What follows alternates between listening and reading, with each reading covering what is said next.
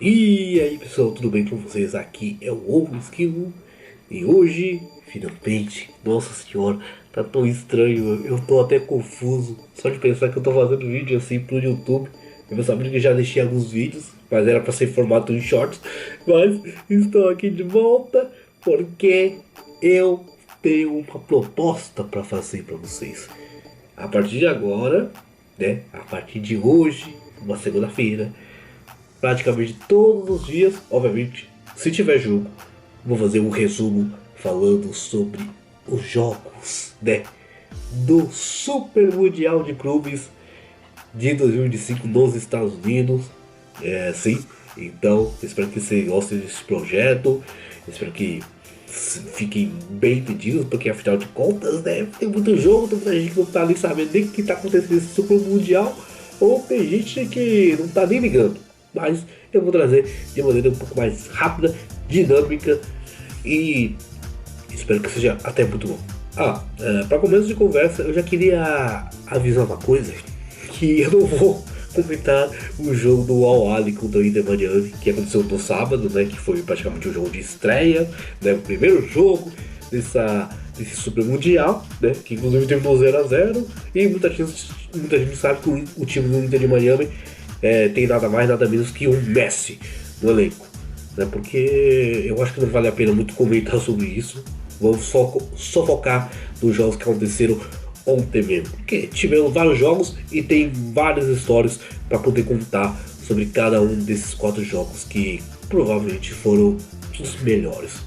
Tirando o que também não tem muita graça, mas por dentro do contexto é muito da hora.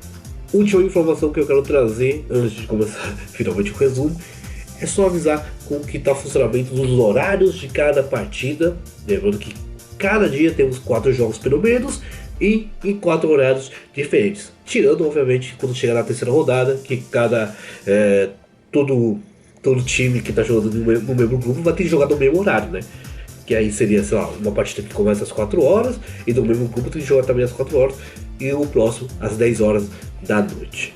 Mas os horários que eu vou falar a partir de agora, por vários momentos, vai ser 1 hora da tarde, 4 horas da tarde, 7 horas da noite e por último às 10 horas da noite. Tirando a partida de ontem, né, Botafogo contra Seattle, que aconteceu por volta das 11 horas da noite.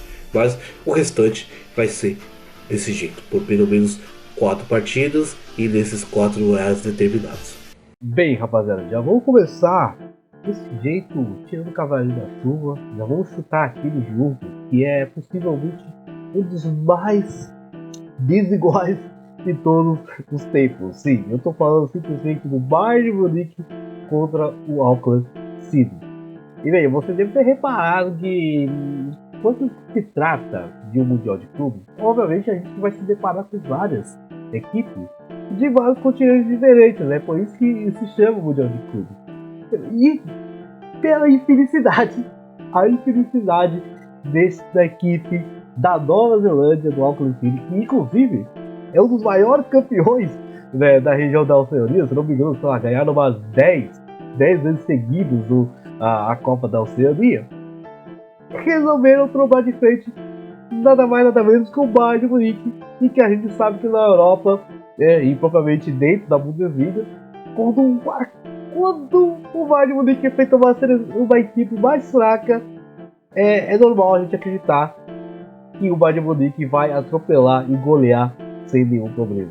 A gente já conhece tantas vezes a história da Champions League que é só ver o coitado do Barcelona que quando sempre encontra o Bayern de Munique é bem provável que a probabilidade de sair uma goleada é gigante. Né? Pode ser pelo lado do Bayern de Munique, que sempre acontece, ou do lado o Barcelona consiga fazer isso, né? Inclusive porque, né, a gente percebeu que essa temporada o Barcelona estava em outro patamar e quem diga o Real Madrid. E mais, mas tá aí. O Auckland City, que tem muito mais história do que se contar fora de campo, sim, fora de campo tem muito mais história para contar do que propriamente jogadores que estão atuando profissionalmente, né? O que é uma loucura. Inclusive eu tenho uma foto aqui para demonstrar a maluquice de praticamente os 11. A maioria os 11 titulares que atuaram nesse começo de jogo contra o Bayern de Munique. Olha isso. O goleiro, o Tracy, que inclusive eu acho que foi um dos melhores jogadores, né, da equipe, né, do Auckland City. Afinal de contas, temos uma estatística muito louca. E simplesmente o Bayern de Munique deu 31 chutes aqui, 17 só na direção do gol, e simplesmente praticamente 72% do jogo ficou com a posse de bola, e coitado do Auckland City, que só chutou apenas uma vez. E que foi de super longe, que na verdade não deu nenhum problema pro nós, né? Que praticamente assistiu de camarote esse jogo, né? Porque foi loucura. E mano, é tão bizarro pensar que, nossa senhora, o Bayern de Munique inclusive impressionou tanto que fez 11 faltas, enquanto o Auckland só fez 4. Mas, cara, não tem como se comparar as duas equipes, né? Porque como vocês estão olhando aqui, é isso mesmo. Olha só, o goleiro é estoquista, simplesmente trabalha fica dentro de um armazém estocando coisas. Meu Deus do céu. Temos o Moratti, que é um product owner. Mitchell, corretor de imóveis. Meu Deus do céu. Outro Mitchell, corretor em empresa de seguros. E corretor de imóveis também. O Malichum, eu acho que eu não sei esse nome aqui, engenheiro de assistente de obra. O mesmo que é estudante de educação física. O WO, que é treinador de comunitário de futebol. Então, pra vocês verem que ele também é um professor que treina alunos para jogar futebol. E temos o Garriga, que também é treinador e academia de futebol. Pelo menos temos algumas pessoas aqui, 3 desses aqui, que pelo menos estão dentro da área de futebol ou de educação física, mas para vocês verem que normalmente aqui o pessoal nem trata futebol como sua primeira profissão. Enquanto no Bayern de Munique, obviamente, você vai ter um centro de academias que dá inveja para todo mundo, e todo mundo só joga futebol. Olha isso. Pelo amor de Deus, o que é bizarro pensar. E aí você não tem como você comparar com a equipe, né? Você se nivelar e falar, nossa senhora, pelo menos o Bayern de Munique ele vai tirar o pé, né? Não, é claro que não. Afinal de contas, a gente tá falando de um mundial de clubes que você vai colocar em grana, né? Você vai colocar praticamente a sua vontade de pelo menos ganhar uma grana bem gigante. Você fala do troféu. Olha esse troféu, não vai me dizer que você não gostaria de ter pelo menos simplesmente pendurado no seu museu de clube.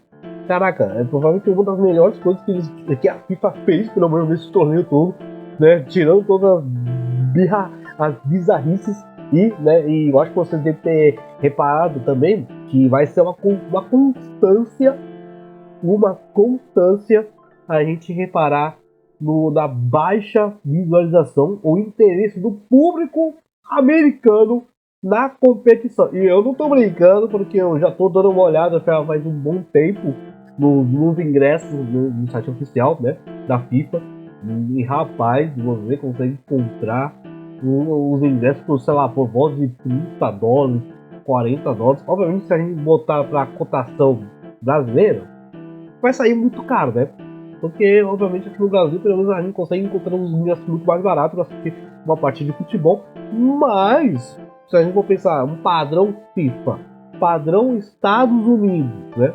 Porque, afinal de contas, quem recebe salário nos Estados Unidos é até fácil comprar para assistir um jogo. Porque, afinal de contas, esse tempo, vocês devem saber, para quem está me acompanhando, que eu fiquei um bom tempo nos Estados Unidos. Fiquei 2 meses no meu mini intercâmbio, assisti 2 partidas, né, de beisebol. E pelo menos qualquer ingresso de beisebol já custa mais de $100. Sim, custa mais de $100. Teve uma partida que eu paguei por volta de $200 para ficar um pouco mais perto do campo.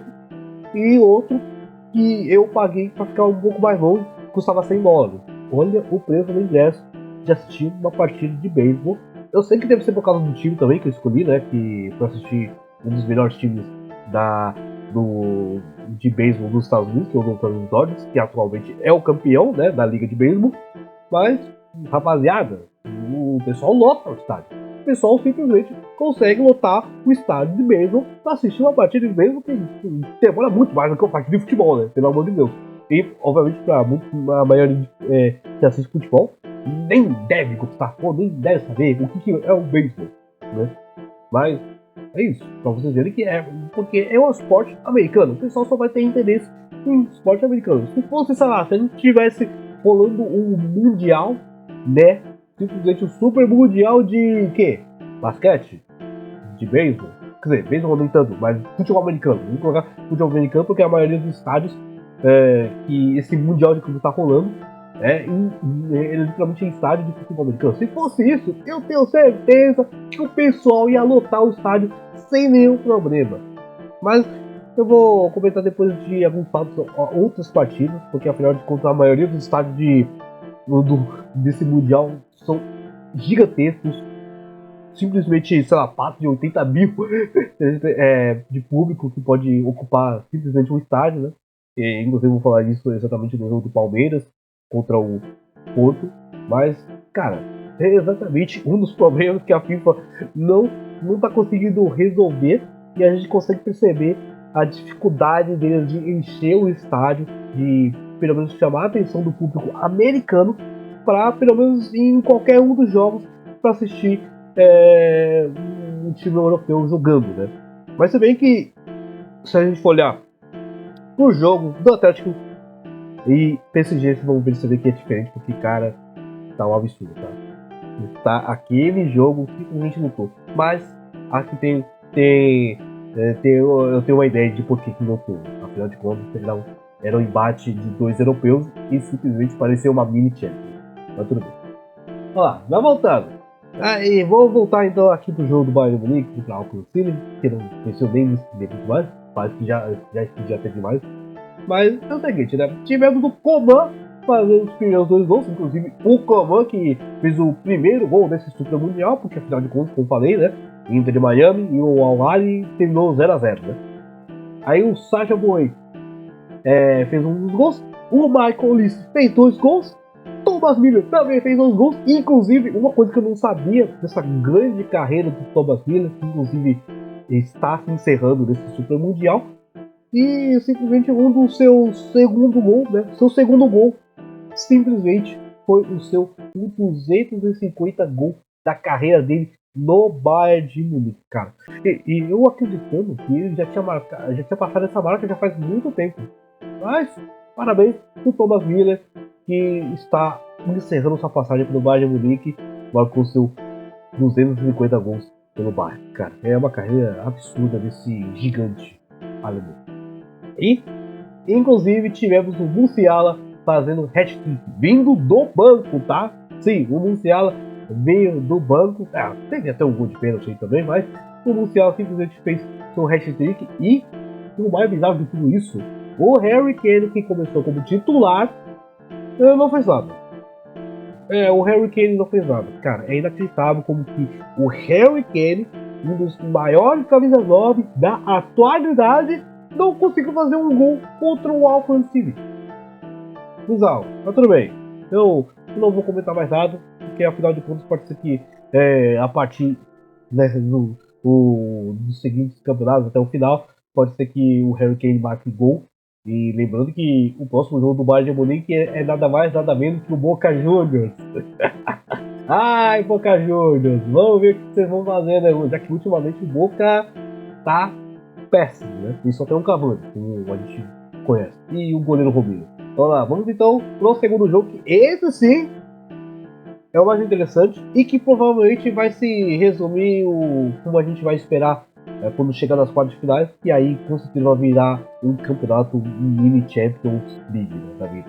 Mas já tivemos um pouquinho da palhinha desse PSG, e a gente já sabe que esse PSG é um absurdo, que simplesmente se meteu 5x0 numa final de Champions em cima da Inter de Milão. Inclusive a Inter de Milão está participando desse Super Mundial, mas o nosso coitado do Atlético Madrid tomou uma sapecada daquelas. Aí, como eu falei, esse jogo simplesmente lotou o estádio lá em Los Angeles, lá em Rose Bowl, que é um dos estádios mais icônicos, né, dos Estados Unidos. Ou quem sabe não, né? Porque eu acabei dando uma olhada agora nos comentários nos Estados Unidos e muita gente, muito americano, odeia esse estádio. Não sei porquê. Muita gente fala que é muito feio esse estádio, mas eu acho muito icônico porque, afinal de contas, foi lá que aconteceu a final de 94 e o Brasil caiu campeão, e a gente sabe que o Baggio chutou a bola lá pro espaço. Mas estamos aqui, 4x0 simplesmente um domínio total do PSG, que obviamente foi com força total, praticamente os 11 titulares da mesma final contra a Inter de Milão, né? Eu acho que não mudou quase ninguém, mas simplesmente o Atlético de Madrid não teve chance nenhuma. Inclusive teve até o Lenglet, né, ex-jogador do Barcelona, sendo expulso, ainda para complicar mais a situação do PSG. Quer dizer, do Atlético de Madrid, falei errado. E olha, até que o Atlético de Madrid tinha uma chance, na verdade 2 chances, né? Teve um gol do Julián Alves que foi anulado por impedimento, e teve outro que o Solov, né? Eu acho que eu estou mostrando até as imagens aqui. O Solov simplesmente perdeu um gol, simplesmente, sei lá, uns 5 metros da distância do gol. Era só praticamente tocar pro gol e ele conseguiu isolar. Inacreditável. Mas o PSG foi simplesmente imortal, sem nenhuma chance. Inclusive, eu vou dar uma olhada nas estatísticas para ver se realmente foi tudo isso. E, nossa senhora, foi um negócio, foi totalmente um massacre mesmo aqui, para ver as estatísticas. O PSG chutou 16 vezes contra o Atlético de Madrid. A gente já conhece que o Atlético de Madrid é simplesmente um time que só quer se defender. Isso mostra exatamente também na posse de bola, que o PSG, desde que o Luiz Henrique veio, trouxe a filosofia do Barcelona de tic-tac, né? Porque o PSG mantém sempre a posse de bola. E também tem um ataque absurdamente rápido e letal, né? Você tem o Kvaratskhelia, você tem o Dembélé e você tem o Doué. E a gente sabe que o Doué foi um dos grandes destaques da grande final da Champions, né? Metendo simplesmente 2 gols.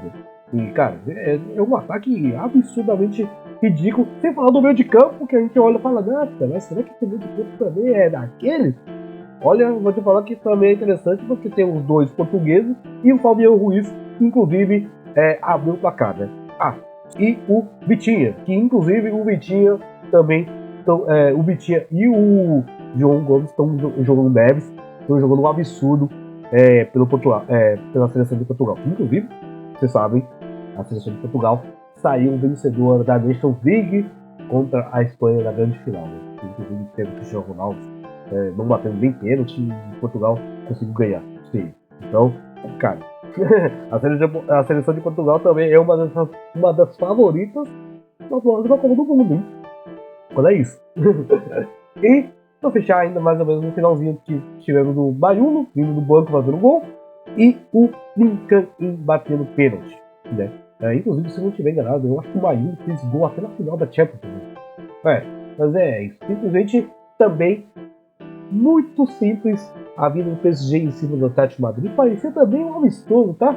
Parecia também que veio outro jogo entre Bayern de Munique e o Alcon City, mas obviamente a diferença de nível é absurda, não tem como comparar. Mas o PSG simplesmente mostrando na cara do Atlético de Madrid e para todo mundo que, cara, esse PSG daqui pra frente, nossa, pode abocanhar tudo, se for necessário.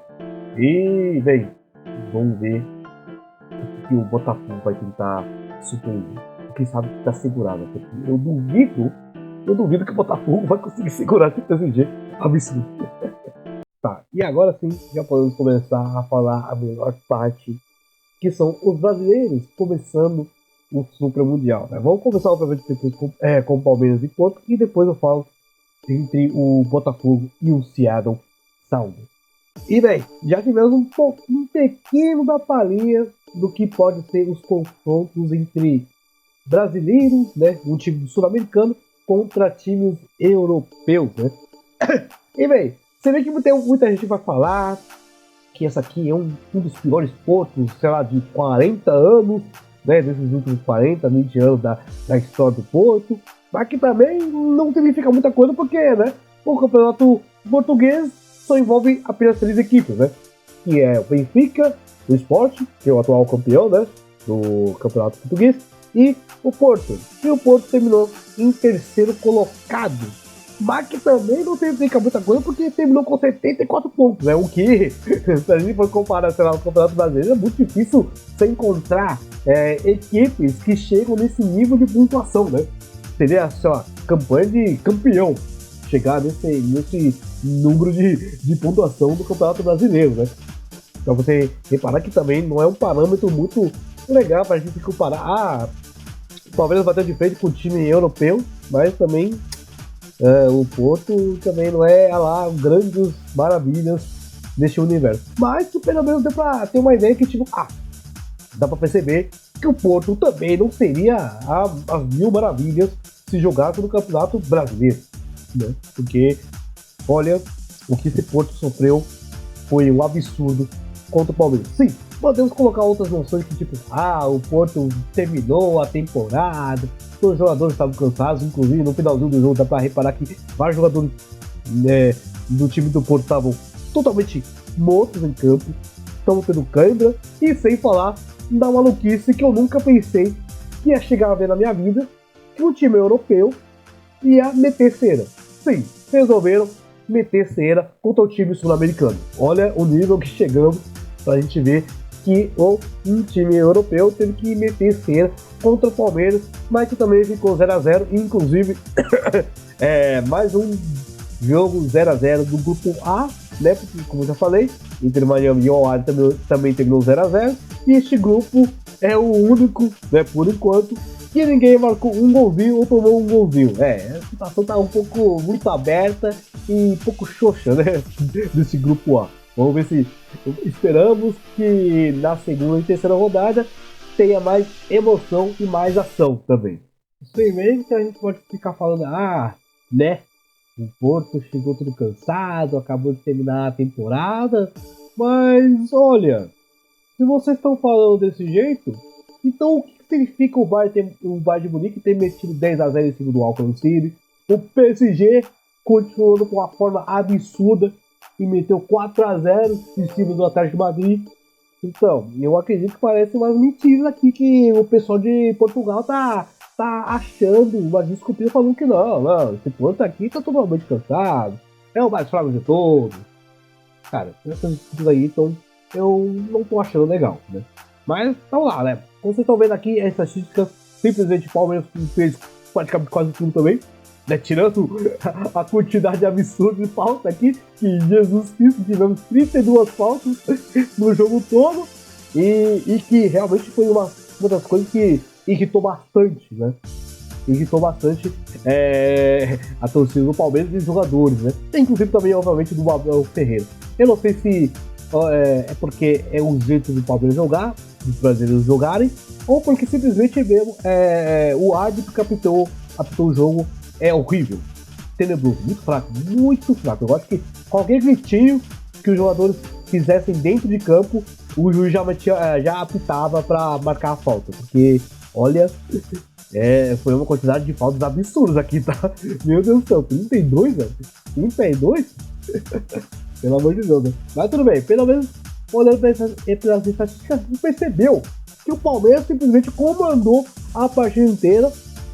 Mas se a gente for perceber pelos melhores momentos que tá passando por aqui, que eu selecionei, deu pra perceber que foi um jogo muito movimentado. Os dois times criaram boas chances, os goleiros trabalharam muito, o Everton e principalmente o goleiro do Porto, que salvou, né? Simplesmente salvou a equipe do Porto de perder o jogo, né? Porque se não fosse ele, com certeza o Palmeiras sairia vitorioso, e sim, o Palmeiras merecia essa vitória, pelo que jogou contra o Porto, simplesmente foi uma massa, né? O 0x0 foi um placar um pouco triste, mas o Palmeiras com certeza merecia essa vitória, porque o que jogou contra o Porto foi um negócio bizarro, né? O Estevão perdeu, né? O Estevão perdeu uma grande chance. Um dos jogadores do Porto também jogou muito, que é muito jovem também, o Rodrigo Moura, teve uma chance muito boa, que passou por todo mundo e tentou fazer um gol, mas teve um lance que ele perdeu a bola por ser muito fominha, e o Palmeiras perdeu um gol inacreditável, que simplesmente o Porto construiu uma muralha da China, né? Ou podemos dizer, a muralha de Portugal. Porque o que aconteceu nesse lance aqui, eu não tenho nem explicação. Simplesmente, em 3 chutes seguidos do Palmeiras na direção do gol, o time de Portugal fechou. Simplesmente transformou o gol numa muralha e a bola não conseguiu entrar de uma maneira inacreditável. Eu não consigo nem explicar como foi. Eu quase fiquei maluco quando vi esse lance, mas com certeza foi um dos momentos mais loucos da partida, que foi no primeiro tempo. Mas no segundo tempo, como falei, né, o Porto, em vários momentos, né, os jogadores do Porto estavam totalmente desgastados, estavam fazendo cera, estão com câimbra também, e o Palmeiras estava crescendo muito, tentando fazer um golzinho no final, mas infelizmente a bola não entrou. E o mais bizarro é que, né, um dos grandes lances de perigo do segundo tempo do Palmeiras veio da cabeça do Flaco Lopes. Pois é, através da cabeçada do Flaco Lopes. Mas, cara, foi realmente um jogo muito pegado. E, assim, a gente espera, né? A gente espera que o Palmeiras consiga se classificar. E, se bem, eu olhando como torcedor, seria legal o Palmeiras classificar em primeiro, porque eu tenho certeza que no outro grupo, né? Que é o grupo do Botafogo, do PSG e Atlético de Madrid, com certeza o primeiro colocado vai ser o PSG e vai passar, eu acho, com 9 pontos sem nenhum problema. Então, o Palmeiras sair de uma eventual já eliminação já nas oitavas de finais, é melhor se classificar em primeiro colocado e tentar a sorte e pegar o segundo colocado para o Atlético de Madrid ou o Botafogo, se, né, acontecer mesmo. Porque, rapaziada, o PSG já seria tipo KO, e como eu falo, o PSG é literalmente o favoritaço para ganhar essa taça, levar lá pro museuzinho e falar que o PSG. E finalmente, para fechar, rapaziada, vou falar do Botafogo. Sim, o Botafogo que enfrentou o Seattle Sounders exatamente na casa deles, na casa do Seattle Sounders. E olha, eu acabei de esquecer de falar, né, sobre a situação assim do público, né? Então, esse jogo do Botafogo e Seattle Sounders aconteceu na casa do Seattle, e eu tava acreditando que, possivelmente o pessoal de Seattle vai lotar o estádio pra torcer pro próprio time, né? Porque afinal de contas é o estádio deles, tá na cidade, né? O pessoal, e eu pensei, os caras com certeza vão vir com tudo, vai ser uma torcida muito louca. Mas não, tava muito vazio o estádio, e deu pra perceber que, mesmo sabendo que a maioria, eram os torcedores do Seattle, mas na hora de cantar, dava pra ouvir só a torcida do Botafogo cantando, o que foi bizarro. E não tem nem como comparar, obviamente, o jogo entre Palmeiras e Porto, né, que, assim, o estádio é simplesmente a MetLife, que vai ser o palco da grande final da Copa do Mundo, né, no ano que vem, e desse Mundial de Clubes, que tem capacidade para 85 mil pessoas. No total, coube metade dele, 45 mil, 40 mil pessoas dentro do estádio no MetLife, e literalmente eu posso dizer que 90%, ou quem sabe 95% da torcida era só palmeirense, né? E você deve saber que o pessoal do Banheirista, né, Caio, Tulinho, Victor e o Capita estão lá assistindo o Mundial, e eu acho que vocês devem saber que tem umas imagens espetaculares. Calma pra você. Olha isso, simplesmente o pessoal lotando a Times Square, velho. Não, realmente, simplesmente no centro da cidade de Nova York, só tem a torcida do Palmeiras. Olha só que coisa maravilhosa, pelo amor de Deus. Deu pra perceber que basicamente só tem torcedores palmeirenses, e pra vocês verem que como a gente, brasileiro, ou quem sabe, na verdade, qualquer pessoa da América do Sul, dá tanta importância pro Mundial de Clubes. Eu tenho certeza que quando chegar, né, quando a gente vê, sei lá, o jogo do Boca Juniors, né, o do River Plate, vai estar nessa mesma intensidade, porque afinal de contas a gente tá falando dos Estados Unidos, que tem muito latino, tem muita gente que é da América Latina, então muita gente vai gostar de querer viajar, né, inclusive também a gente tá chegando perto de período de férias, então todo mundo vai aproveitar para fazer seu turismo, né, dos Estados Unidos, né? Então olha isso, é um negócio espetacular mesmo o que a torcida do Palmeiras fez, né, e literalmente cantou aos 90 minutos desse jogo contra o Porto, que incentivou muito, né, os jogadores do Palmeiras a tentar vencer, mas infelizmente a vitória não veio, mas pelo menos já foi algo muito espetacular mesmo, e a gente espera que nos próximos jogos, né, inclusive o próximo jogo ainda vai continuar sendo em Nova York, ou Nova Jersey, e o último jogo vai ser em Miami, né, obviamente contra o Inter de Miami, lá do Hard Rock Café, né. Vamos ver como vai ser, esperando que a torcida do Palmeiras continue nesse ritmo maravilhoso. Vamos lá, voltando então pro jogo de Botafogo e Seattle Sounders. Bem, é o seguinte, rapaziada, O Botafogo também é uma das equipes que eu estava acreditando que, pelo menos, para não passar vergonha, né, no grupo deles e já ser eliminado de vez, obviamente teria que começar com o pé direito já contra o Seattle Sounders, porque senão os dois próximos jogos já são pedreira, né? Como eu já falei, é PSG e Atlético de Madrid, né? Então não tem como. Pode ser que a derrota seja já garantida, mas para você sonhar, entendeu? Se classificar para o mata-mata, tem que começar bem. E o Botafogo conseguiu sua vitória em cima do Seattle por 2-1. E olha, vou te falar, hein? Esse Botafogo aqui não passou muita confiança não, hein? Porque, olha, começaram muito bem, meteram já 2 gols no primeiro tempo, inclusive os 2 gols foram de cabeça, né, de cruzamento, né, com o Jair Cunha e com o Igor Jesus, né. Mas, rapaziada, no segundo tempo a intensidade do Botafogo já caiu muito. Sim, no primeiro tempo já foi absurdo, simplesmente só dava o Botafogo o tempo todo. No segundo tempo parecia que o Botafogo desaprendeu a jogar bola, estava com medo de pelo menos tentar jogar bola. Inclusive, nossa senhora, praticamente o segundo tempo só o Seattle estava com a posse de bola. Eles estavam tocando a bola, o Botafogo quando tentava pegar na bola, já tentava fazer um contra-ataque que não dava em nada, simplesmente dar um chutão pra frente e simplesmente falar, o atacante, se virem, atacante, tenta pegar esse chutão pra tentar fazer um gol. E no final das contas, o Botafogo não conseguiu fazer nada no segundo tempo, foi horrível, tenebroso o segundo tempo do Botafogo e só dava Seattle Sounders. Eu tava acreditando no momento que, cara, o Botafogo vai dar uma mesmo, literalmente, como fez a campanha de 2023, né? Abre o placar, fica tão na frente, fica na soberba e do nada, sei lá, tomaria um empate ou quem sabe até a virada, né? E foi simplesmente o que o Seattle Sounders tava fazendo, é só olhar as estatísticas, 23 chutes, né? 23 chutes aqui do Seattle. Deus sabendo que a pontaria deles estavam horrorosos, né, do Seattle, porque simplesmente tentavam pegar a bola, fazer um monte de troca de passes, e na hora de chutar, tava chutando de qualquer jeito, né, o Seattle. Mas tava dando muito menos, inclusive o gol, né, do Seattle Sounders saiu de outro gol de cabeça, aí que teve um desvio que matou o goleiro John.